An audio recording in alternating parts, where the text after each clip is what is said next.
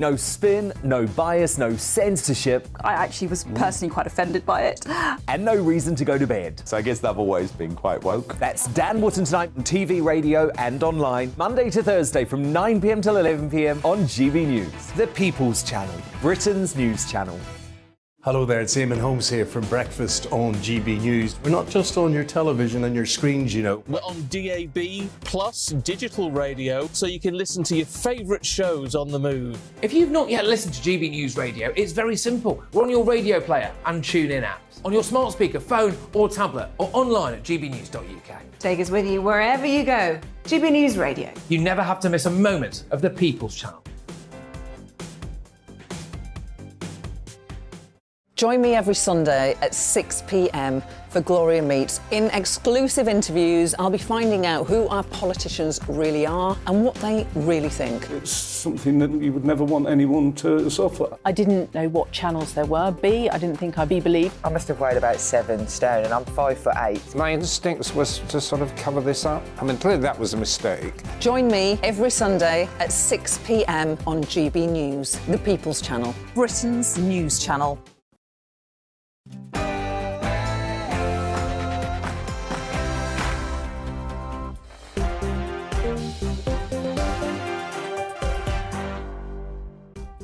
Hello there, it's 6 o'clock. I'm Michelle Dewberry and this is Jubes & Co, the show where we'll get into the things that have got you talking today. And now I'll tell you who has been talking today. The leader of the Labour Party, Sir Keir Starmer. Did you hear what he was saying? Basically, it was all about taking back control. He's going to root out sticking plaster politics, so he is. Were you convinced by it? Were you inspired by it? And did you think that you were watching Britain's next Prime Minister at work? I want your thoughts on that. And today, do you know, the top CEOs in this country earn more by 2 o'clock this afternoon than your average worker in this country will make in a whole year. Does that matter? Are you one of those people that kind of say this inequality is wrong? Or do you look upon that and say, wow, me, that is inspirational. I want to be a CEO and earn that kind of money. Where do you stand on it all? And are you a driver? If so, do you use the motorways? How fast do you drive? Are you anything like me? Chance to be a fine thing. I go up and down often on a motorway and all I ever seem to get is roadworks and temporary speed limits. Anyway, the government is now proposing reducing the speed limit to 64 miles an hour. Why? Well, you guessed it, net zero. I think it's ridiculous, but what says you? And how important to you is antisocial behaviour? I think it's the root of so many criminal activities. People that start small tend to go on and commit bigger crimes. So do we need to put more focus on tackling antisocial behaviour? Michael Gove has been given that mandate. What do you make to it? Should we do like what they did in New York when it comes to broken windows and tackle down? Or should we not sweat the small stuff and focus instead on the big stuff? Give me your thoughts. But before we get into all of that, let's bring ourselves up to speed with tonight's latest headlines.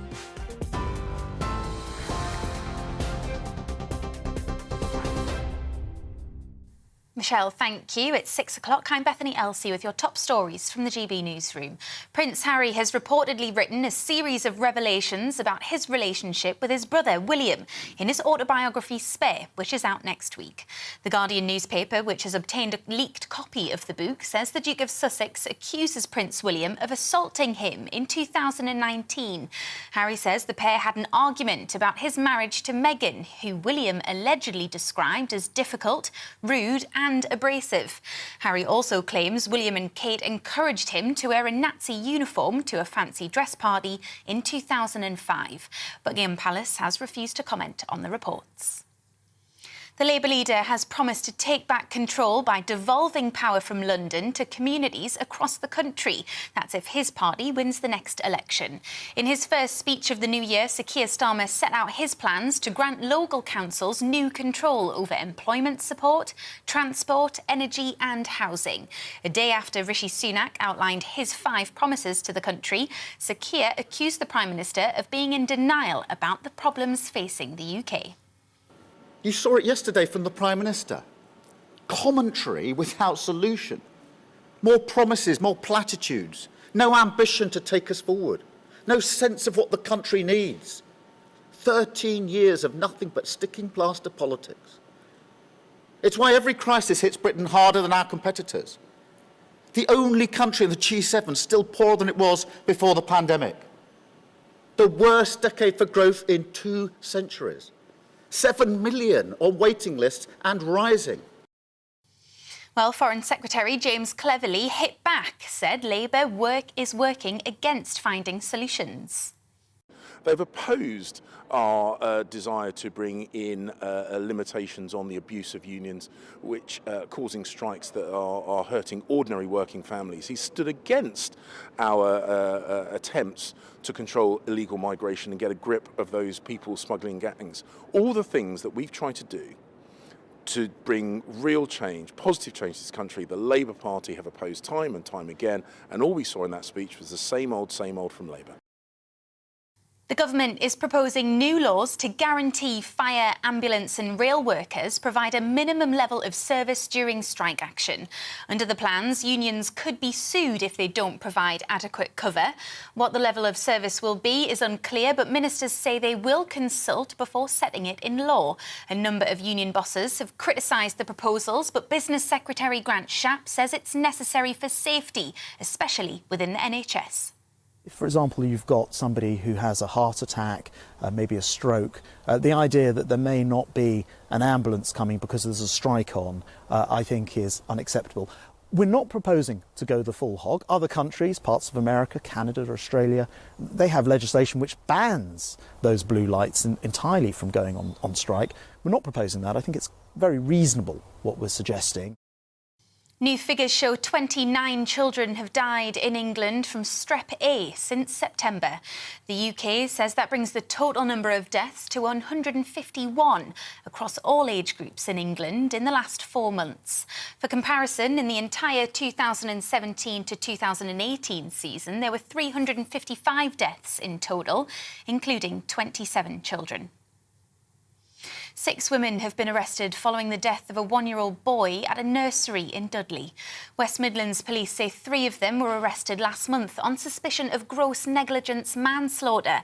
They were all later bailed. A further 3 women were detained yesterday, 2 on suspicion of corporate manslaughter and 1 on suspicion of gross negligence manslaughter. The nursery has since been shut down. The government has decided it won't go ahead with a plan to privatise Channel 4. The idea to sell the broadcaster was announced during Boris Johnson's government. Former Culture Secretary Nadine Dorries had said the government ownership was holding the channel back, but her successor, Michelle Donnellan, has decided the broadcaster shouldn't be sold and proposed other reforms, including greater commercial flexibility. You're up to date on TV, online and DAB+ radio. This is GB News. Now, let's get back to Jubes & Co.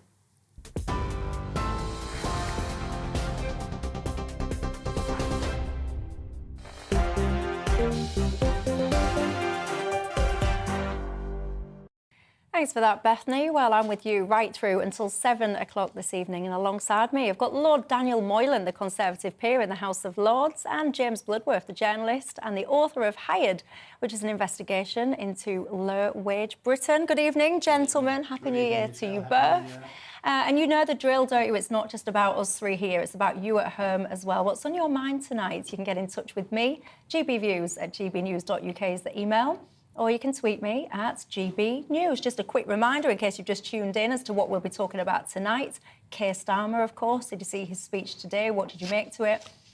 Proposals that we should make our motorway speed limit 64 miles an hour.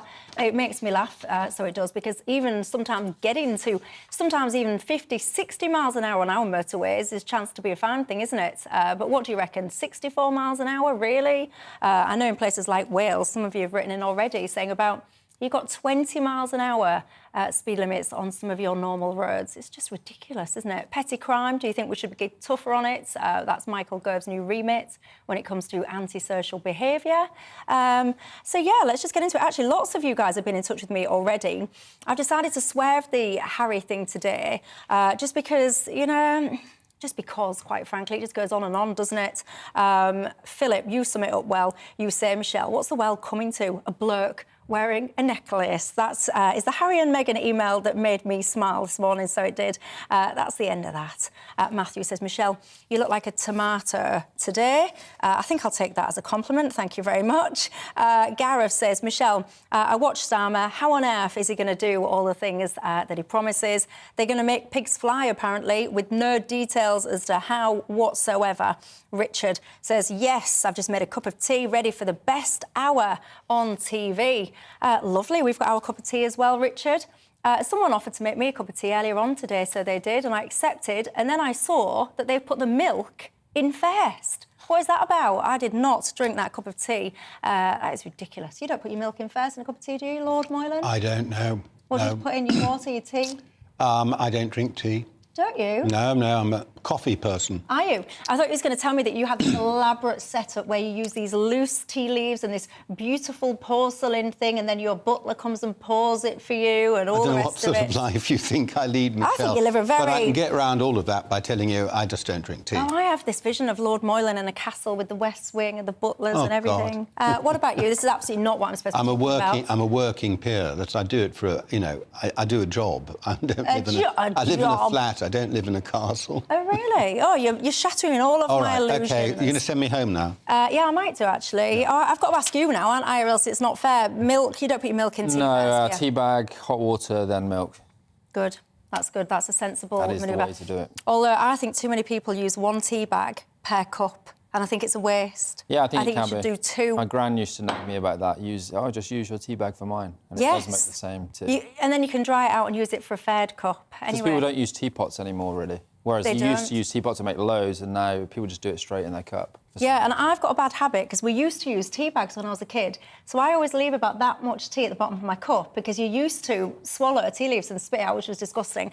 Anyway, I'm not supposed to be talking about tea. Let's move on. You didn't have a strainer? I did not have a strainer. How posh do you think we were? No. Anyway, we could do a whole show, couldn't we, on tea and how you're supposed to make it. You could get a plastic strainer for tuppence. Yes. Well, anyway, we've now... Even when you were young, Michelle, which is very recent, but, Tea bags have been invented. I think, actually, we did used to have a strainer, but I think often it had holes in it. It would have had holes in it. If you poured it with gusto, it would overflow the strainer, go around the sides. Yeah. Anyway. Yeah, I can see that. Shall I move on and do my job and talk about what I'm supposed to be, actually? Keir Starmer, we saw yesterday, didn't we? Now, instead of thinking about Keir Starmer, I'm moving on to the colour of tea in my head, and I was about to start a whole conversation about the shade of tea, but I won't.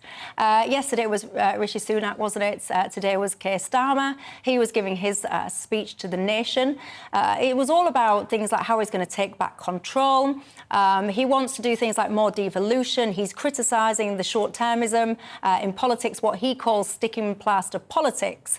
I wonder, did you sit and listen today, James, and were you thinking, yes, that's the next Prime Minister? I think he will be the next Prime Minister. I listened to some of it today. I think the take back control line, despite Keir Starmer himself being a Remainer when that kind of thing actually mattered, I think the take back control line is a good one politically, because lots of people in the quote-unquote red wall seats who were traditional Labour voters who voted for Boris Johnson did so on the basis that Westminster was going to take back control, on the basis that their local community would be able to take back control, on the basis of levelling up some of these local communities which had been left behind. But I feel like today, many people in those communities don't feel like they have taken back control. Public services don't work. Local authority funding is in many places more patchy than ever.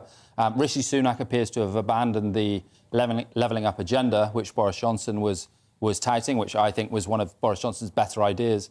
I think there is a political space there for him to say, look, you voted for Brexit, I might not have agreed with it. Where is this taking back control of our lives? Do people feel now that they're more in control of their daily lives than they did in 2016? I very much doubt that.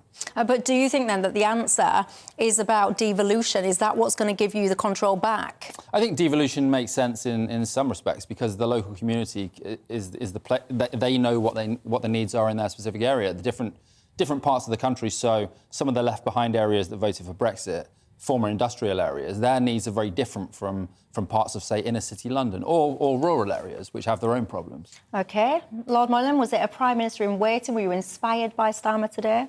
Oh, well, I wasn't exactly inspired. He is, of course, a Prime Minister in waiting, and it's the government's job to ensure that he remains waiting a very long time. he has a chance. The speech was remarkable for two things, really. The first was how very full of contradictions it was. He's going to solve the NHS, but he isn't going to spend any more money on anything. He's going to increase the numbers of staff, but he's going to be very careful about the financial side of it. There won't be any sticking plasters and so on, but there aren't any policies to replace it. And he's going to, by the way, he's going to legislate to ensure that the ambulance service can leave you on the side of the road and have your heart attack after the government has put legislation in place to stop that happening, or to limit the chance of that happening. He never will do that. If this legislation passes, it will remain on the statute book, and Labour will never remove it, just as they never removed Mrs Thatcher's union laws. But he's got to say this for the union. So it's a very political sort of speech. But the part I agree with James about is that he's certainly been listening. There's a bunch of people who, within the Labour Party, is called the Blue Labour Group, who are Brexit-supporting people who feel that the Labour Party has lost touch with its traditional base, which is certainly true, and they feel they've got some solutions to that. And for the first time, they're being listened to by the Labour leadership. And so this idea of take back control and trying to take over, it's very cheeky in a way, I mean, very audacious, take that phrase over and make it a Labour Party phrase. I mean, that's a very brave thing to do. I think he is onto something there. Where I think he's wrong and where I disagree with James is that I think people do want more control over their lives, and I think they want, for example, not to be told you can only drive at 64 miles an hour on the motorway because of net zero. That's the sort of thing they don't want. They want to be in control of. But I think the idea of simply saying we're going to have a new level of regional government, more mayors, a bit more power for councils, I think that approach to taking back control is tremendously unimaginative and increasingly misses the point. There has to be something more imaginative and more effective, which makes people feel that they are more in charge of their lives, not simply that they've got another level of local government on top of them. And what do we think to this whole kind of sticking plaster thing? Because to me, one of the problems in politics at the moment is it's all about how do we get ourselves re-elected? How do we get to the next 5 years, the next 5 years, the next 5 years, and on it goes. And I think that is so detrimental to the needs of this country, because the long-term stuff, it does either become A, a political football just to secure that next 5-year victory, or B, forgotten about it. Yeah, I mean, I think social care would be a good example of that. Yeah. So over the years, there have been many proposals to reform social care. So Theresa May in 2017 had a plan to tackle social care, and then the opposition Labour Party under Jeremy Corbyn branded it the dementia tax, and that was kicked into the long grass. Boris Johnson had a plan to tackle social care. I'm not sure what's happened to that now. Now he's been deposed. And the reason why this matters is because the NHS crisis we see now is partly a consequence of the social care system not working. So you have people in hospitals, elderly people in beds, they cannot be discharged because there's not an adequate social care system to discharge them to. We also don't have a workforce plan, an effective one anyway, for nursing in the NHS. Jeremy Hunt has made that point before himself. And so you get this short-term situation where 1 in 10 nursing posts in the NHS are just unfilled. And that's part of the reason why, I mean, we can talk about ambulances not turning up because of strikes, but aside from the strikes, in quote-unquote normal times, an ambulance takes on average 1 hour to reach somebody now. So if they're having a heart attack, there's a good chance that the ambulance is not going to get there on time, strike or not. So there is a problem already in workforce planning. Yeah, and I think like the whole kind of notion of innovation and reform and change, that's come through a lot in both speeches in these last 48 hours. But I don't know if actually either of the two big parties have got the kind of the chops, if you like, to make major change, to really pick things up and say, actually, this is broken, whatever it is, whether it's the NHS or whatever, this is broken and we're going to do a full, true root and branch reform, because that's not short-term, it's a huge long-term project that will take an element of being unpopular to achieve. And I just don't know if either main party's got that in them, do you? Well, I don't think they have, and I think the truth is that the whole notion of long-term reform... Let's take this phrase workforce planning in the NHS, which has become a very popular thing.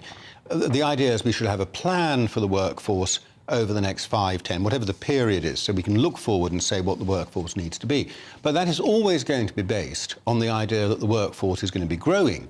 And the truth is, we've sort of run out of money to spend on government things. We're now spending the government is now spending nearly 50%, 47% of national income, compared to 35% back in the 1990s. And there is a limit to how far you can go. So the brave government is the one that says, we really have to face up to choices about what we spend money on, and we won't be able to do everything. And we need to take people with us in all of that. But very few politicians are willing to to say that sort of thing to the electorate.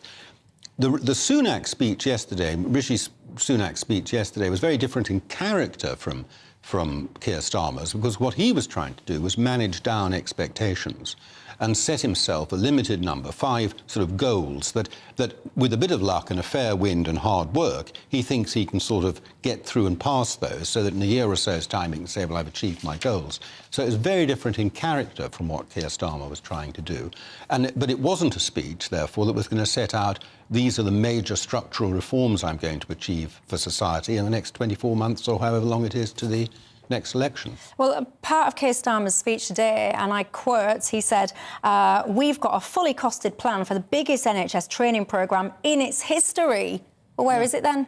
I mean, I'd be surprised if he was releasing the details of all his policies at this stage. Well, why mention it? He mentioned it. I think one of the points that I think should be made is we end up spending more money on these things because there is a lack of long-term planning. So with the NHS, for example, because we don't have adequate staffing, then agencies are used to bring in nurses, and agency staff are paid a lot more. Therefore, we end up spending lots more money on that. The same thing applies. So we refuse to pay for an adequate social care system, where I think that one of the issues is money. And Boris Johnson made this point. We have to, if we want a social care system that's humane and decent, we have to actually be willing to pay for it.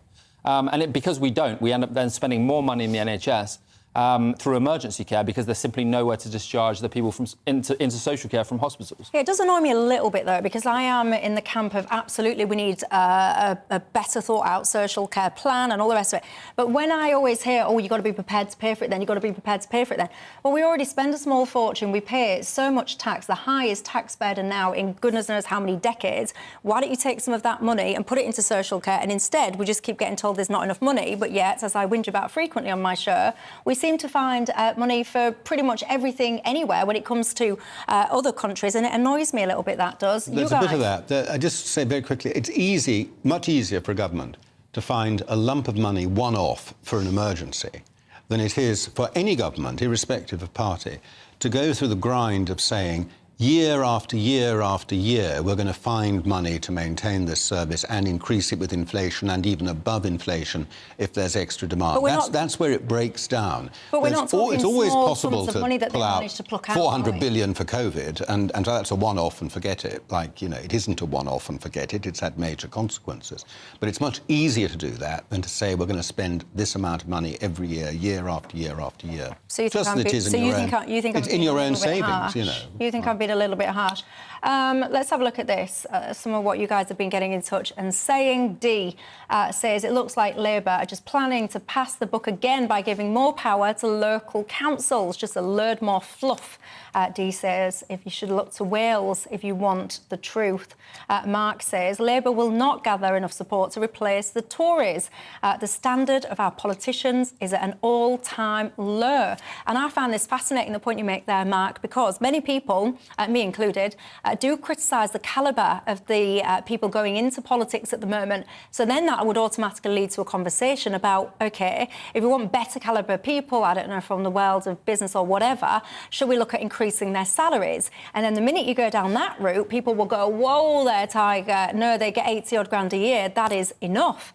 So I'd be interested in your thoughts, Mike. Do you reckon if we want to attract a higher calibre of person, we should pay our MPs more?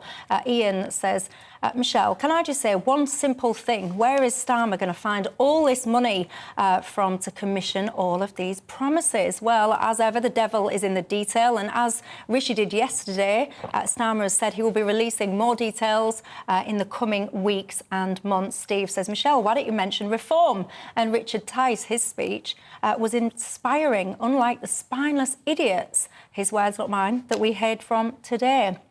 I've got to say, the thing that you guys are talking about more than starmer. I mean, what have I started is tea and how to make tea. Nick says, Michelle, milk is used in tea to stop the brewing process. It definitely has to be added last, approximately 5 minutes after the hot water. Really? Who stands there and waits for 5 minutes before you put your milk in? Your tea will be freezing cold. I've got a tea question, if anyone can answer. Is it better to pour the boiling water on the tea bag as soon as it's boiling, or is it better to wait a minute? Because some teas it says wait, and some it says put it on straight away. I think that all boils down to... No, I think that boils down to, do you see what I did there? How much lime scale you've got in your kettle. Because I think if you've got a nice, clean limescale-free kettle, as soon as it boils, you can get the water in. If you are unfortunate enough to live in like a hard water area, you've got a lot of limescale, you need to wait a second for the limescale to settle down. That's nothing to do with the tea bag. Yeah, that's nothing to do with the tea bag. And then I think as well, if you put your tea in and you wait too long, you get like a line, you get like a film. And then when you put your milk in, then you just get like this floating film. It's not good. It's really not good. You see why I stick to coffee? Yes. Enid says, Michelle, I use a teapot every day and 1 tea bag gives you 2 mugs. I think you can get 3 out of a tea bag, if I'm honest. Tea leaves in a pot with a nice tea strainer, not one of my lordship's 2p plastic ones, he says. And Jonathan, I'll end on this before I go to my break. Stick with your tea discussion, Michelle. It's much more interesting than Keir Starmer. I've got to say, I could talk about tea all day long, but I'm not sure how interesting that would really be. So I'm going to take a quick break. When I come back, I want to ask you this. Do you care about the fact that top CEOs in this country by 2 o'clock this afternoon will have earned more than your average worker will have done in the whole year? Does that matter to you? Does it offend you? Or do you think all's fair when it comes to business? Give me your thoughts and I'll see you in 2.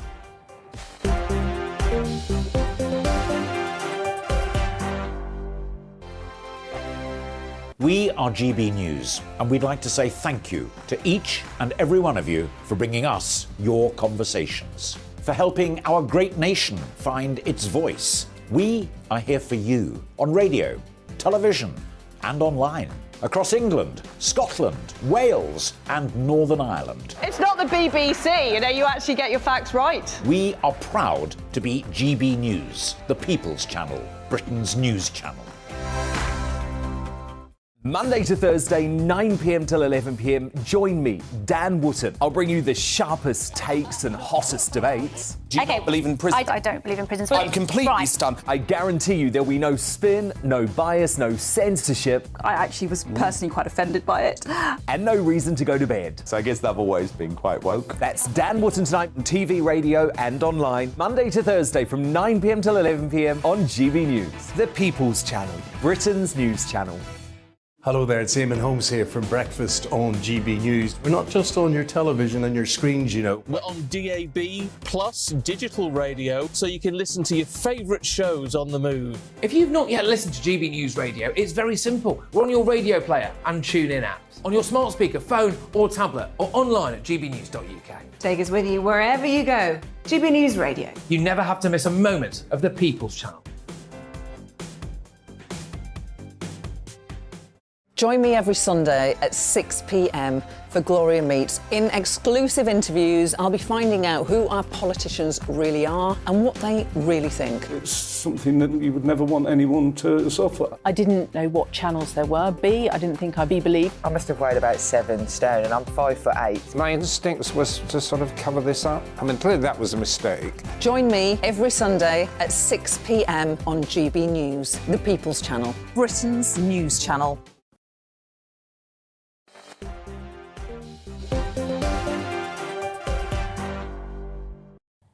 Hello there, welcome back to Jubes and Keir. With me, Michelle Dewberry, keeping you company till 7 o'clock tonight. Alongside me, Lord Daniel Moylan is a Conservative peer in the House of Lords, and James Bloodworth is a journalist and author of Hired, the investigation into low-wage Britain, which is quite handy given our next topic, which is going to be all about pay.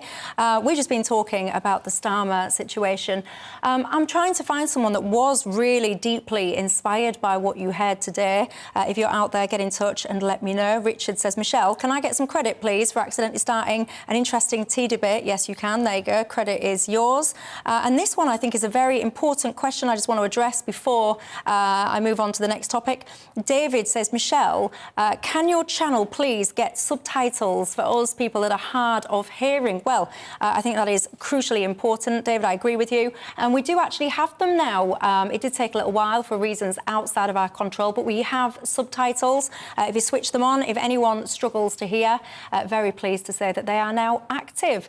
So let me know if you've got any problems with that. Let's move on then, shall we, and talk about wage inequalities. We're very early on, aren't we, into the working year, first week of it to be precise, but already 2 o'clock this afternoon to be precise, some of Britain's top bosses have earned more now than what your average worker will have done across the whole year. That's according to the High Pay Centre. You've written a book about low wage inequality. Does this matter, the difference between your average worker pay and the top CEO? Yeah, I think it does matter, but I mean, the issue with my book was I think it matters less if everybody within the company is being well remunerated. So I spent some time during the research for my book. I worked for Amazon, which at the time Jeff Bezos was the richest man in the world. And you went undercover, didn't you? Yeah, and there were people I encountered whilst undercover at Amazon who were employed for Amazon, but working for one of the agencies that Amazon had brought in. And some of those people were being paid below the minimum wage by somebody who was a billionaire, effectively. I think that's illegal. Paying someone, not paying someone the minimum wage, that's illegal. Yeah, I know. On paper, it's illegal, but it wasn't being enforced. So that is a problem. And even just paying them the minimum wage, I think, is... like now that their wages have been increased after a big campaign by the unions, by my book, by politicians, the wage there is increased to £10 plus an hour for staff in the warehouses. But I do think it does become a moral issue when this idea that the CEOs of these companies should be, billionaires, yet you have people barely struggling to make ends meet on the shop floor. I do think that's a moral issue. So what do you think do you think there should be some kind of, I don't know, some kind of ratio or something? If the CEO earns X, then therefore you'll have it down to a ratio of Y, so you'll only ever have a certain kind of disparity between the lowest earner and the CEO? I think there's a case for publishing the ratios, so they do that in some Scandinavian countries, so publishing the ratios within companies so you know how much the boss is earning, how much you're earning as a percentage of your CEO's wage.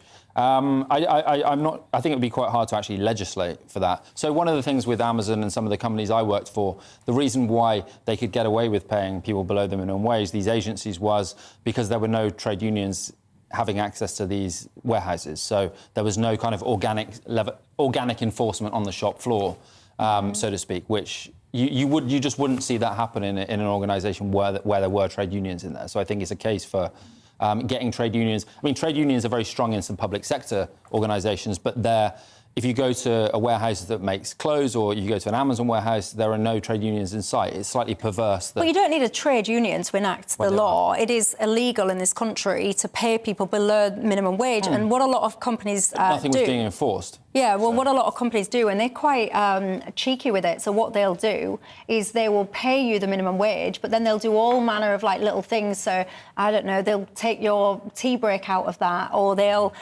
make you clock in, and then by the time you get to your workstation or whatever, you've actually started work and your pay's been running, and actually you're not getting the minimum wage. So some people are quite tricky. There's a word I'm trying to use, but I can't at tea time. I'm thinking of an alternative. But where do you stand on this pay equality specifically? Well, the first question was, how do people see it? And I think the way people in this country see it is partly driven by questions of desert and fairness. And so if you have somebody who is, let's say, a sportsman or woman who is earning a very large amount of money because of their skill, because of the training they put in, because of their hard work, people don't feel they're resenting that. And also because they're taking risk. Because if you injure yourself, your earnings could go fucked. Very short career as well. And you have a short career. So I think people recognise that. I think they recognise it also with people who've started their own business and have battled through to set a business up and to make it go. Where I think it really cuts in is when you have these corporate behemoth like the big listed companies, where there is a sense that these people aren't making a contribution that justifies the level of it's Buggin's turn, it's my turn at the top for 4 years, and I collect the money and then I go off on a pension. It doesn't matter whether the company does well or badly during that period. But what are you talking about? Are you talking about private industry? Or are you talking about public sector or what? I'm talking about private industry here. And although I'm generally very much in favour of free markets, the fact is that for many of these large companies now, and this is a general thing we happening in this country, is that the government itself has taken over the direction, effectively, of large amounts of private companies, because they're using private capital and private companies to deliver government policies. You take water companies, for example, they're private companies, but they're not actually taking the risks that are commensurate with a private company. They're really being used as train operating companies are in a similar position. And we're getting to a position now where the oil companies, energy companies, BP, they're becoming effectively tools of government policy. Now, that's good for them. They like that because it reduces risk. And what companies love profits, but they hate risk even more than they love profits. And so that reduces risk, and they like all of that. They play along with that. But it means they're not taking the risks. They're not making the contribution that, say, somebody, take my other example, a sports person who is taking risk, who is putting effort in. I think people have a sense of fairness about that. That's about big pay. That's about top pay. Then there's the question of low pay at the other end. Obviously, there are people who behave badly, people who should be prosecuted, people who shouldn't do things like that. But these are classic questions of what Aristotle called distributive justice that have been debated now for, 2,500 years and longer. And the fundamental question, Michelle, as you will recognise, is whether you should leave this to the forces of society interacting, or whether you need a big government coming in, deciding what's right and imposing it on people. And the trouble is that although the latter looks really quite attractive, it nearly always ends badly. Yeah, and you've got to be. I'm going to bring some of your thoughts in on some of this now as well. But you've got to be mindful as well that you're trying to attract top talent and you're fishing in a global pond. So I don't know if here we start saying, right, you can only pay a CEO, I don't know, let's just say £1 million. I'm plucking that out my ear, but £1 million. Well, if I'm a top CEO, why am I going to go and work at this particular FTSE 100 company here when I could go to, I don't know, whichever country, I could go to America and get £6 million? I wouldn't do it. So therefore, all you're going to do is miss out on some of the top talent. Stephen, you've just emailed in and you're saying Premiership footballers earn more in a week than the average chief exec earns in a year. I think there's absolute lunacy in some of these Premier League footballers' salaries. I mean, you mentioned it, you two, and you're saying, well, they've got short careers. The Premier League has gone, is the thing that disproves my argument, because that really has gone through the other side and come round the back. It's grotesque how much some of these footballers get paid. In terms of Absolutely. Although it's a very grotesque. small percentage of professional footballers who earn those outrageous wages, I would say. I mean, not to defend those wages, but I mean, a small percentage of players in the Premier League earn outrageous salaries, but then there are many leagues where people are professional players, but they don't earn anything like that. True. Paul says, Michelle, all CEOs on four-figure salaries are completely out of touch of what their workers are going through. There definitely needs to be a cap on their salaries. But then how do you attract the top talent then, Paul? Because I assume that you want your CEO to be the very best in class, because if he or she is not the best in class, the business is not going to prosper. If the business doesn't prosper, you're not going to have a job at the end of the day anyway. So how are you going to attract that talent if we cap pay in this country and other countries don't? Darren says the beauty of capitalism is that one can choose how much responsibility and therefore how much pay one has. I'm happy taking less pay for less responsibility, says Darren. Who's this? Steve, I think pay must reflect performance. My niece is the head of the Evening Standard. She's worked hard and she's wealthy, and I say good on her. Yes, I say good on her too.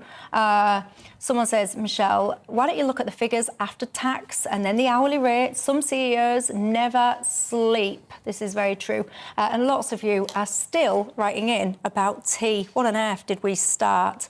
Right, I'm going to take a quick break. When I come back, I'll have some more of your thoughts. And I also want to talk about motorway speed limits. The government has been urged to reduce the speed limits now to 64 miles an hour. Why? You guessed it, all in the name of net zero. Ridiculous. What do you think? Tell me, and I'll see you in 2.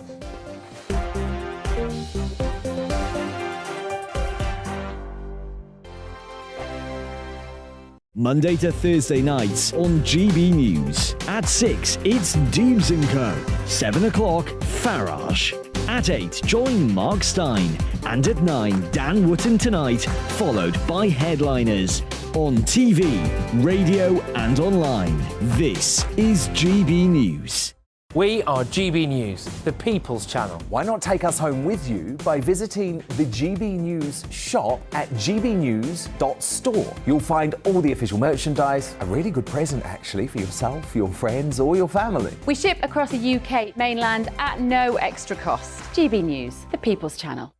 Here on GB News Live, we'll be keeping you in the picture, finding out what's happening across the country and finding out why it matters to you. We'll have the facts fast with our team of reporters and specialist correspondents. Wherever it's happening, we'll be there from 12 noon on TV, radio and online. GB News, the People's Channel, Britain's news channel.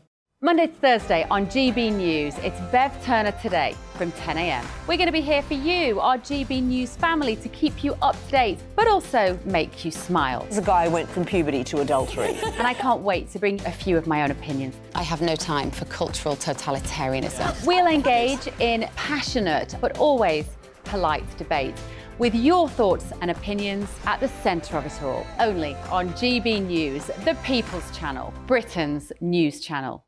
Hi there, it's Stephen and Anne. At breakfast from 6 a.m, you'll always be caught up with everything you need to know, the latest headlines, opinions and debates. We'll bring you the good news and the bad, but most of all, we're here for you. Remember, send in your views and let us know what you would like us to talk about. That's because we're your news channel. And every morning at 6 a.m, it's breakfast on GB News.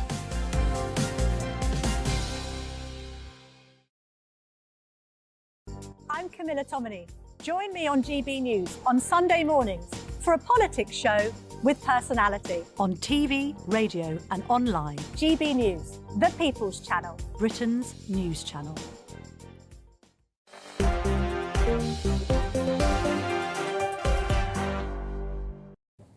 Hello there, welcome back to Jubes & Co with me, Michelle Dewberry, keeping you company right through until 7 o'clock tonight. Alongside me, Lord Daniel Moylan, a Tory peer in the House of Lords, and James Bloodworth, a journalist and the author of Hired, which was investigating low-wage Britain. Who's this? Doug says, Michelle, we all have an opportunity to improve and earn more. Too much jealousy on high earners in this country.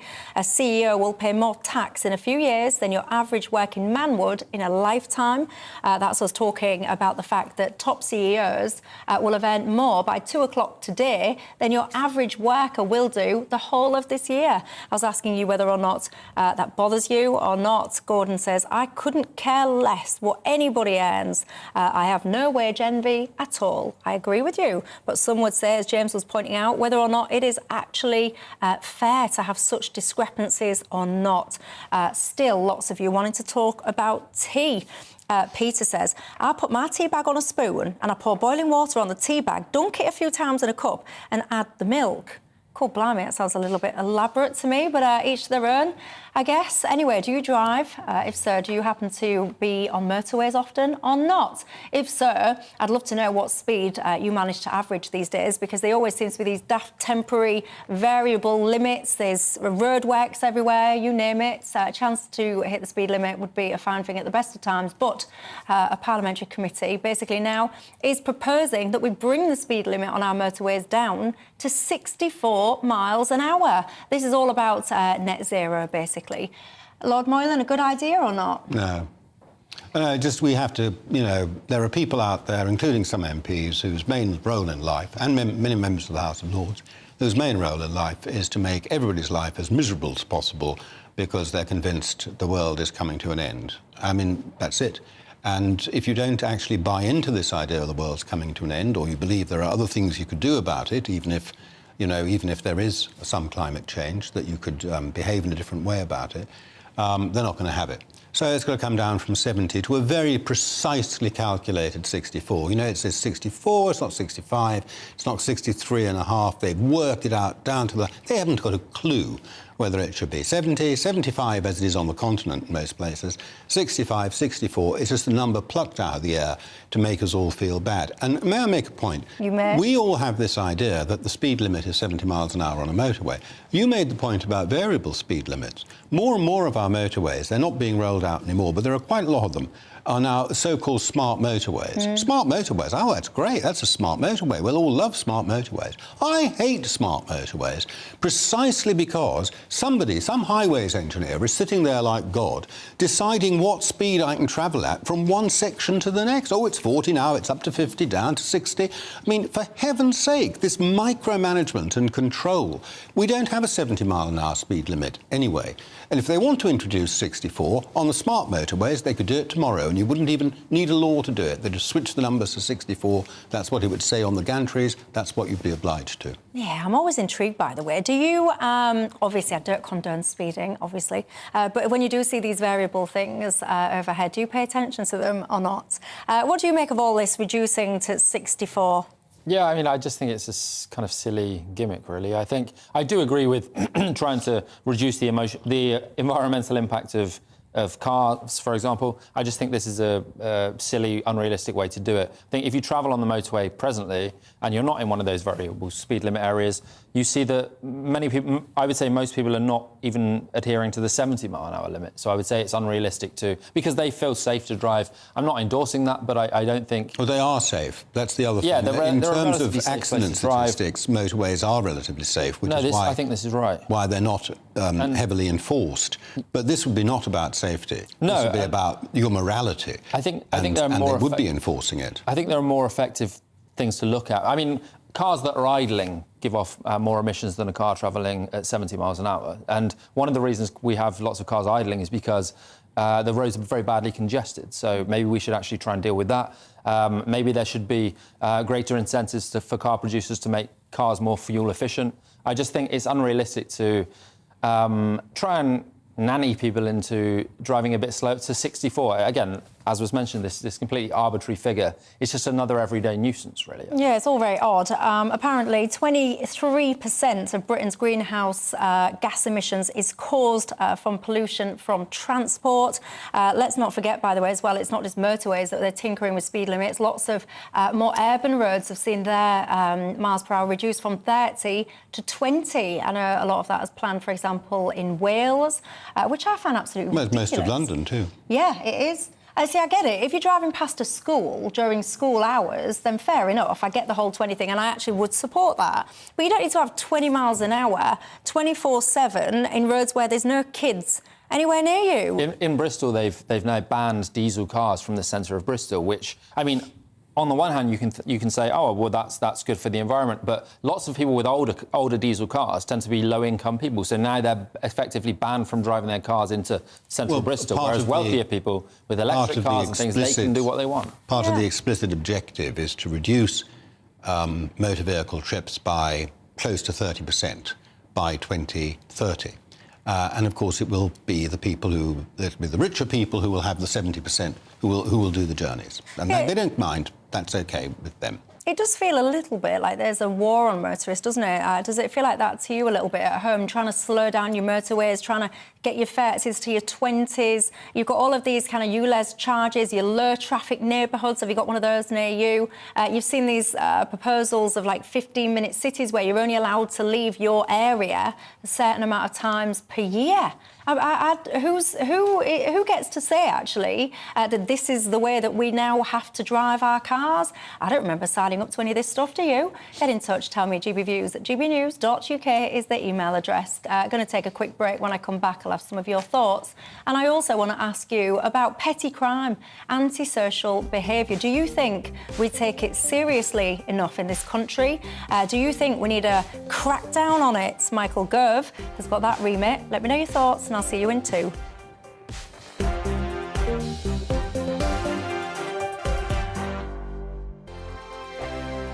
Every morning from 6 o'clock, we'll wake you up with GB News Breakfast with all the stories you didn't know from the night before. So whether it's serious news, entertainment, or your own views from all over our great nation, we're here to kick off your day with a smile. The national media should be reflecting and reporting what's happening here. You will notice the northwestern accents.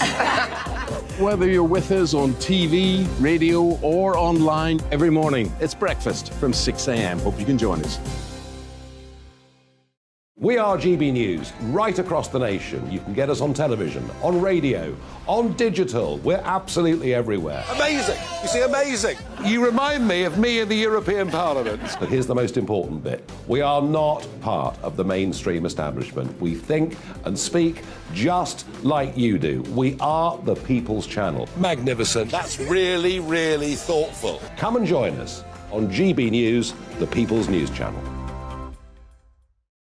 My name's Tom Harwood and join me 9:30 a.m. every weekday for The Briefing, your one-stop shop for everything you need to know about what's going on in politics today. I wonder if this is a deal that might need to be like the biscuits in this factory, twice baked. Is there not an opportunity here to win out against the extremes? Tom Harwood, GB News. What are you going to do about it?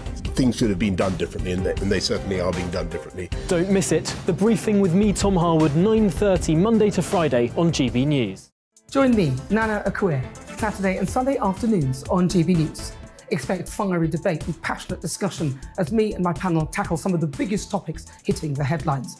It's a place for everyone's opinion. No one gets cancelled, but no one gets an easy ride. Oh, she's on it today! Be ready for conversations that are fierce, frank, and of course, fun. Every Saturday and Sunday afternoon from 4 p.m. on GB News, the People's Channel.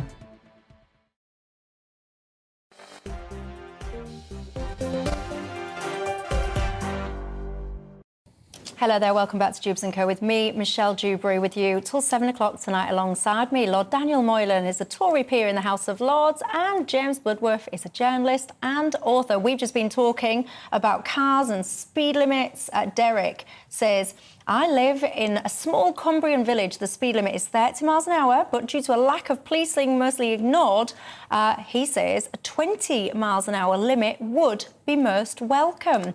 I get what you're saying there, because I suspect it's your house, maybe your kids are there, I don't know. But to me, 24 hours a day, 20 miles an hour, really? I think it feels a bit unnecessary to me.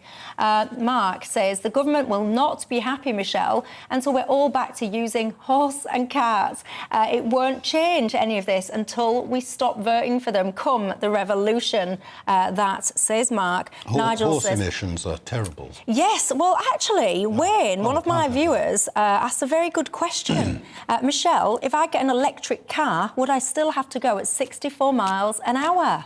That's a very interesting question. It is an interesting question. All these ridiculous controls are to stop all of these emissions. So if you've got an electric car, are you exempt? Wayne, that is a very good question indeed. I don't know the answer, but I suspect it's no.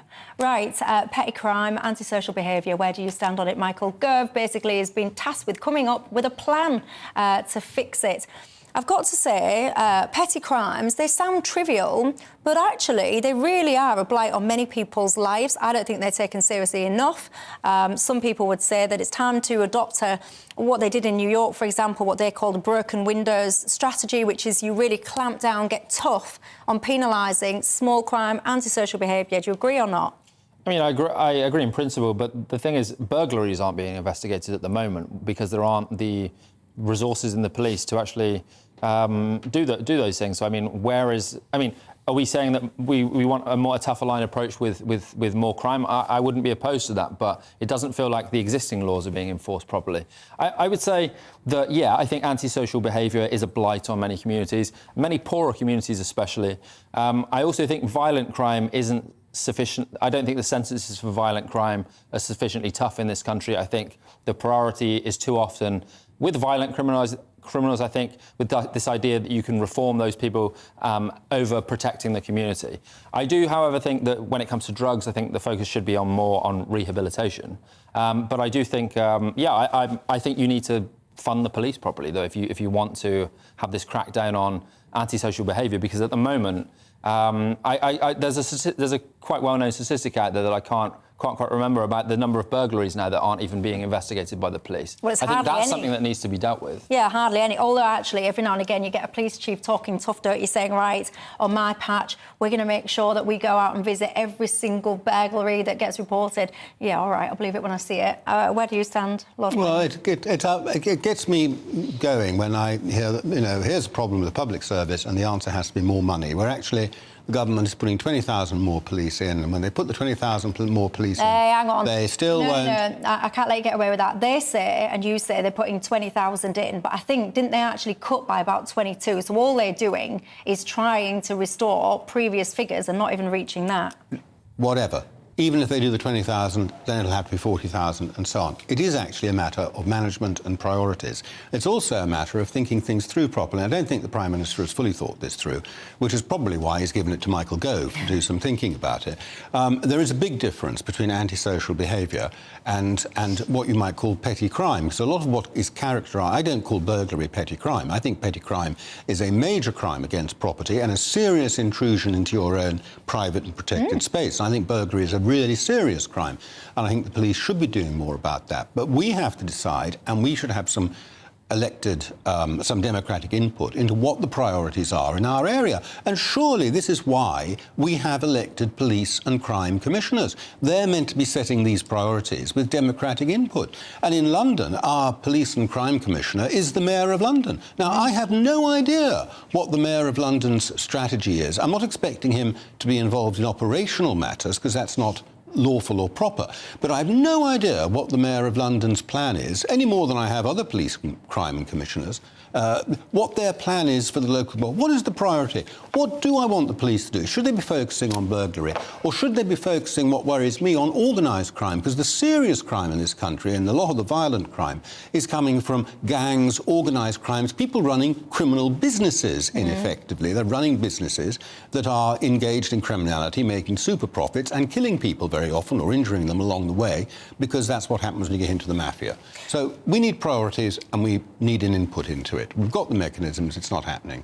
Yeah, did any of you see, by the way, it caught my eye, it was in the papers yesterday, I think it was, some kid went into a toy shop with their £60 Christmas money, dropped it in the toy shop, some fella went behind him, picked his money up, went off with it, and there was a CCTV thing of the guy in the papers trying to find this fella for nicking this money. Half of me was like, yeah, good on you. The other part of me was like, oh, I suspect there's a lot of other people that need tracking down for things. Did you see it? What did you think to it?